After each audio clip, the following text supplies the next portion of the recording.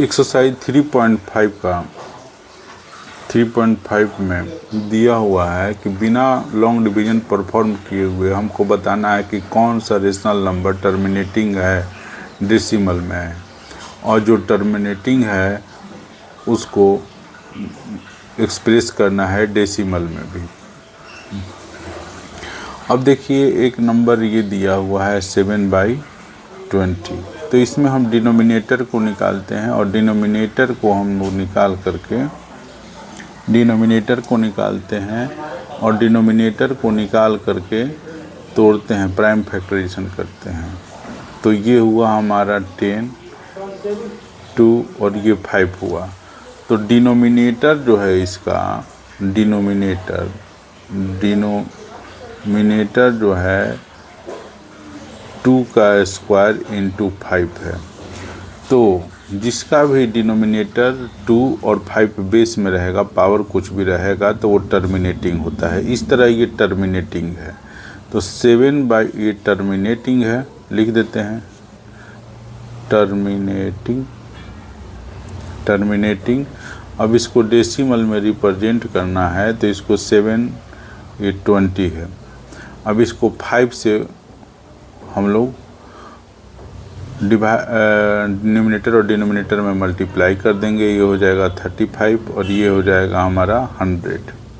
अब 100 हो गया तो ये हमारा 3.5 हो गया, ये बोन अलोंग।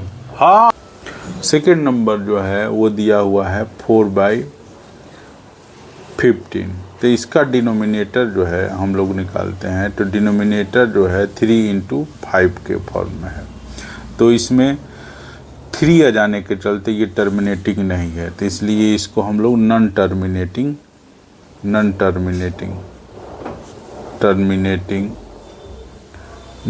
बोलेंगे, नॉन टर्मिनेटिंग बोलेंगे। फिर थर्ड जो है हमारा 13/250 है, 215 है। तो इसके भी डिनोमिनेटर को हम लोग तोड़ेंगे।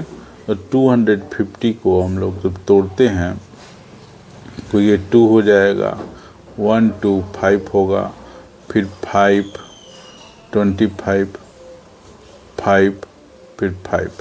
तो इस तरह 5 का पावर 3 हो जाएगा। तो इसका डिनोमिनेटर जो होगा, डिनोमिनेटर 5 का पावर 3 × 2 है। तो जाहिर देख ही रहे हैं 5 और 2 के फॉर्म में है बेस इसका। अगर केवल 5 के भी फॉर्म में रहेगा बेस या केवल 2 के भी फॉर्म में रहेगा तो ये टर्मिनेटिंग हो जाएगा, और दोनों में भी रहेगा तो भी टर्मिनेटिंग हो जाएगा बेस। तो ये 5 और 2 के बेस के रूप में है, इसलिए ये टर्मिनेटिंग है। देयरफॉर इट इज टर्मिनेटिंग हुआ। अब इसको जब हम लोग रिप्रेजेंट करेंगे डेसिमल में, तो इसको हम लोग इस तरह लिख देते हैं। अब अगर इसको हम 4 से न्यूमरेटर और डिनोमिनेटर में मल्टीप्लाई करेंगे तो ये हो जाएगा 52 और ये हो जाएगा इतना हो जाएगा। तो इसको हम 0.52, यही हमारा आंसर हो जाएगा। क्वेश्चन नंबर 2 बोल रहा है कि लॉन्ग डिवीजन परफॉर्म करके 1/13 को हमको देखना है कि कितने परे रिपीटिंग ब्लॉक डिजिट है, और इसको साइकिल को और प्रॉपर्टी को रिप्रेजेंट करना है। उसी तरह 2/13 हुआ, 2/13 हुआ या 3/13 हुआ, etc को हम इवेल्युएट कैसे कर सकते हैं, इसको कहना है। तो इसको हम ये लिखते हैं पहले 1/13 जो है दिया हुआ है 2 1/13 को, और लॉन्ग डिवीजन मेथड से इसको हम लोग पहले डिवाइड करते हैं, देखते हैं। 13 ये 1 है, पॉइंट देंगे तो ये 0 हो जाएगा, फिर 1 देंगे तो ये हो जाएगा, इस तरह ये 91 हो जाएगा, और फिर 9 उतरेगा। फिर जब हम इसको करेंगे 0 देंगे तो ये हो जाएगा 1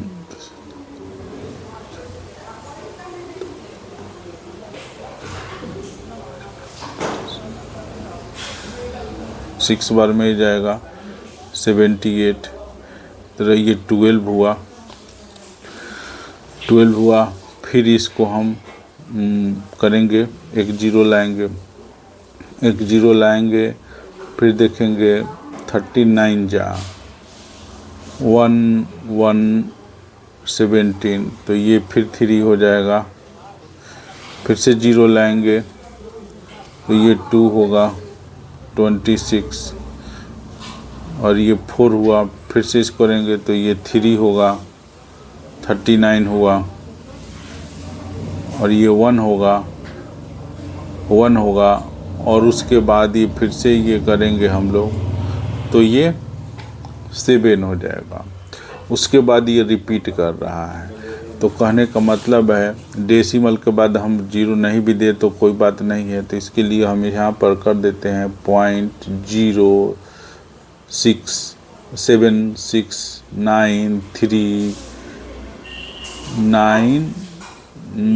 9 के बाद 2 है, 2 उसके बाद 3 है। तो इतने के बाद फिर से ये रिपीट हो रहा है, तो यहाँ पर हम लोग बार लगा देंगे, यही रिपीट हो रहा है। अब रहा दूसरी बात है, यही साइकिल हो जाएगा, बार बार यही रिपीट करेगा, यही साइकिल हो जाएगा। अब दूसरा कह रहा है कि इफ इवैल्यूएट 2/13, 2/13 अगर दिया है 2/13, तो जानते हैं कि ये 1/13 है इंटू 2 है, तो इसको हम लोग 2 इंटू 0.07692 इसमें हम मल्टीप्लाई कर देंगे तो वैल्यू आ जाएगा कि 3/13 हुआ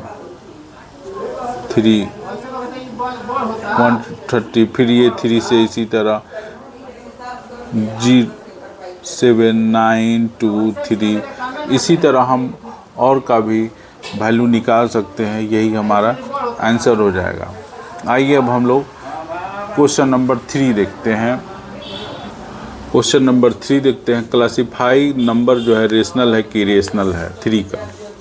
तो इसमें फर्स्ट क्वेश्चन देखते हैं। फर्स्ट दिया है √81, तो इसको तो हम 9 हो जाएगा, तो इसलिए ये रेशनल हो जाएगा,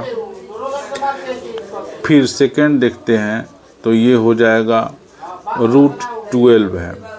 तो √12 है, तो इसको हम लोग स्क्वायर रूट नहीं निकाल पाएंगे, तो इसलिए यह जो हो जाएगा इरेशनल हो जाएगा, इरेशनल हो जाएगा। फिर अब हम क्वेश्चन नंबर 3 लेते हैं। क्वेश्चन नंबर 3 जो है वो 0.333 इसी तरह है, इसको हम लोग 0.3 करके इस तरह का बार के रूप में रिप्रेजेंट कर देते हैं। तो ये रिपीट हो रहा है, तो इसलिए ये रेशनल होगा, ये रेशनल है, रेशनल नंबर है। अब नेक्स्ट क्वेश्चन 4 देखते हैं। क्वेश्चन 4 जो है वो दिया हुआ है 0.12345, फिर से 1 2 3 4 5, फिर से 1 2 3 4 5 एंड सो ऑन। तो इसको तो हम लोग ऐसे भी लिख सकते हैं 0.12345 बार दे देंगे। अब ये भी क्योंकि रिपीट कर रहा है इसलिए रेशनल हो गया, रेशनल नंबर हो गया। फिर क्वेश्चन अब हम 5 को देखते हैं। 5 क्वेश्चन जो है वो दिया है 1.01 फिर 1 इस तरह एंड सो ऑन है। तो ये देखते हैं कि ये रिपीट नहीं कर रहा है, ये नॉन रिपीटिंग है, नॉन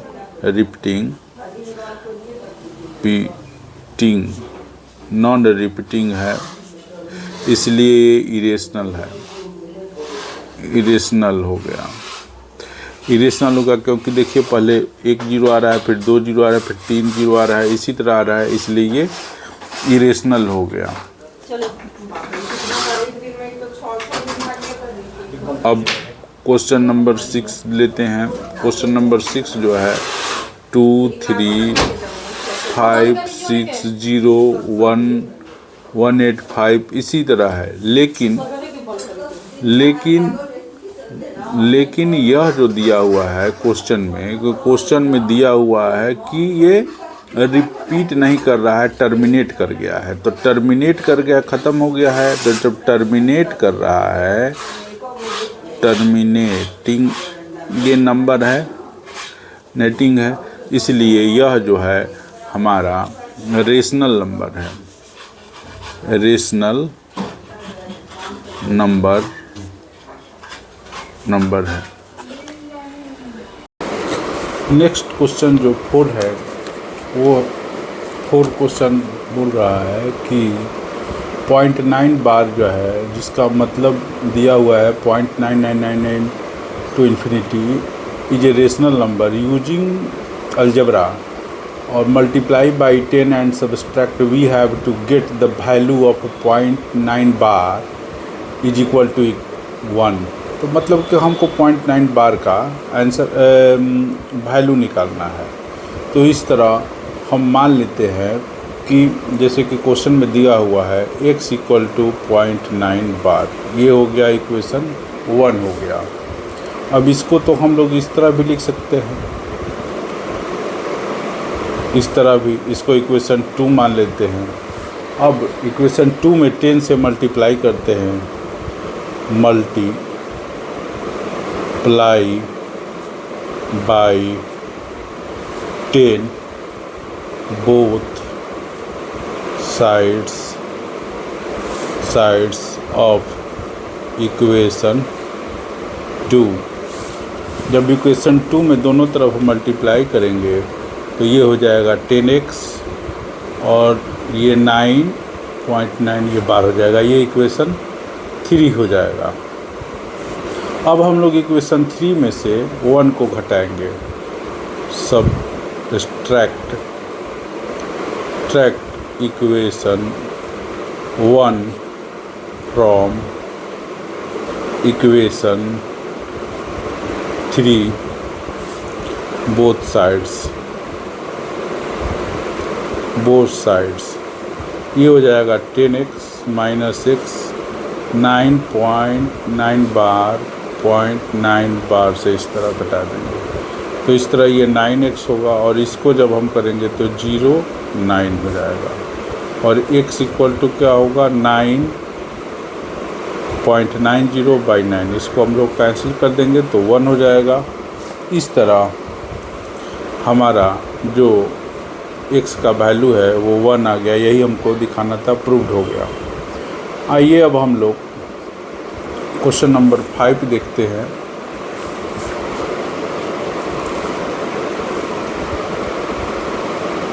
क्वेश्चन नंबर 5 कह रहा है कि 1/7 का रिपीटिंग ब्लॉक निकालना है और इसी तरह और जो नंबर हैं उनको भी निकालना है, एक साइकिल में दिखाना है रिपीटिंग ब्लॉक में। तो पहले हम 1/7 लिख दिए हैं। अब हम इसको 1/7 को 7 से 1 को डिवाइड करते हैं। 7 को 1 से डिवाइड करेंगे तो ये हमारा हो जाएगा पॉइंट, उसके बाद 1, फिर 7 हुआ, फिर 3 आएगा। तो इसको हम लोग 4 से करेंगे तो 2 उतरेगा, 28 होगा और ये 2 माइनस हुआ, फिर इसको 0 करेंगे तो ये हो जाएगा हमारा, फिर 2 हो जाएगा 14, ये 6 होगा, 6 होगा, ये फिर हो जाएगा 8 बार में जाएगा 56, तो ये 4 होगा, फिर 0 करेंगे तो ये 5 हुआ 35, फिर 5 उतरेगा, फिर इसको 0 करेंगे तो ये हमारा हो जाएगा 149, ये 1 हुआ। अब इस तरह ये फिर हमारा 1 हो, फिर इसी तरह करेंगे, फिर ये अब रिपीट करने लगेगा। तो इसको हम लोग ऐसे लिख सकते हैं 1 4 2 8 5 1। ये इसी तरह ये रिपीटिंग ब्लॉक होने लगा। तो इसको अगर हम ऐसे करेंगे 1 4 2 5 1 2 4 2 8 5, ये इसी तरह रिपीट करते जाएगा। तो इसको हम लोग ऐसे भी लिख सकते हैं 1 4 2 8 5, ये बार लगा देंगे। इसी तरह बहुत सारी संख्याएं निकलेंगी, जैसे कि 1/3 है, तो ये रिपीटिंग ब्लॉक 3 3 3 का ही होगा, तो इसको हम लोग 0.3 का बार कर देंगे।